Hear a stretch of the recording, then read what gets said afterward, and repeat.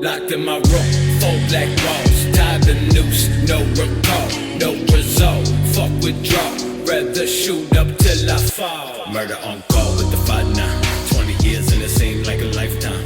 I've been hanging every day from a lifeline. Why these fuckers hit it in it? Like X block, all right? A lot of people don't like the X block.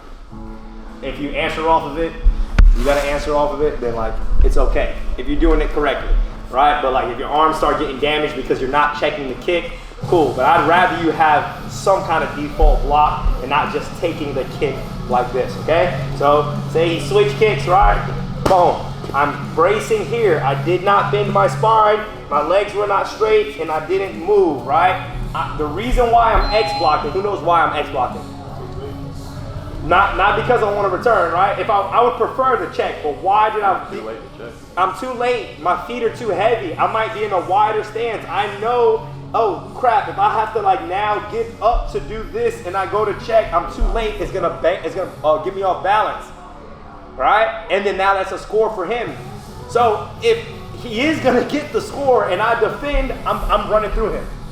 I want the cross hook, right? So I'm here, I brace, he goes with a switch kick, boom. I brace down, and then now he's gonna hold cross hook, right? So this is gonna be like a good trigger drill. They hit here, boom, cross hook. And then we can always add to this, and now you can add the low kick. So he goes switch kick, boom, boom, boom, boom, right there on my low kick.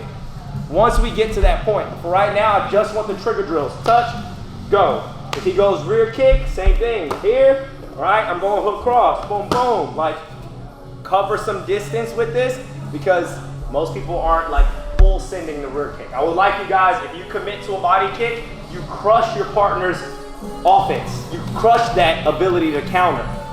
But if you kick and your shins and stuff are pointing towards the ceiling, your hips are up, the majority of the power is going that way. You want the power to go through because you want to crush their ability to counter.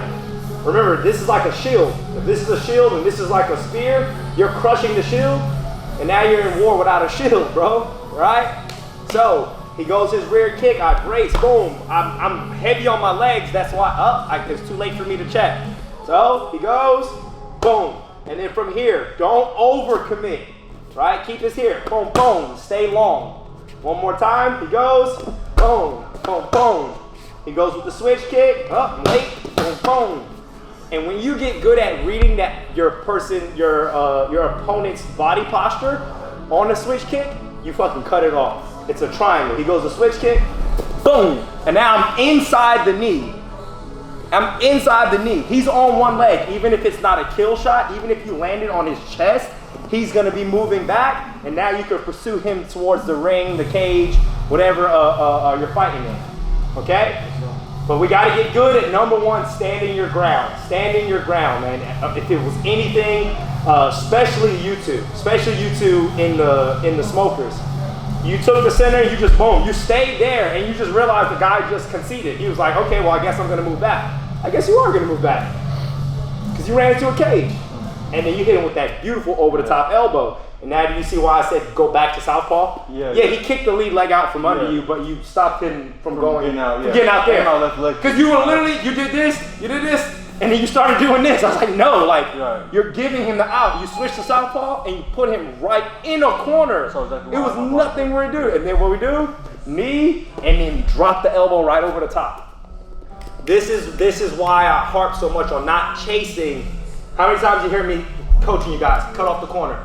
I'm like, don't chase him, like, yeah, right? Cut him off. And then now you just see the person just running. That doesn't look good in the judge's eyes. Like, you're not even throwing anything, but you're giving this perception of pressure. It is pressure. And now he feels like, oh, I gotta do something. Now all your straight line techniques keep him back. And then you know if I'm cutting you off and you're moving this way, I call it open the door and then throw a fucking grenade through the door. Here's an overhand, boom. Here's a right kick, boom, right? I know you're floating out this way, so now, boom, all those start to come in handy. And I don't like starting off showing like overhands, but I told you guys, I dropped it in the group chat. Y'all ready to start learning some overhands? Because I saw a bunch of people getting caught with it, doing it right, but because they had posture. I saw the guys like dipping off, like a guy wasn't throwing anything, like boom, and then just firing the overhand. Once you learn that, hey, on the straight line is now the arcing punches, okay? So now you can start to go through the long guard or even the high guard, all right? So we'll start with this, boom, standing the ground. And then once we get good at standing the ground, we can work on split timing. I'll talk a lot about split timing. My turn, not my turn, your turn, okay? All right, on three. 1, 2, 3. Locked in my room, 4 black walls, tied the noose, no recall, no result. Fuck with draw, rather shoot up till I fall. Murder on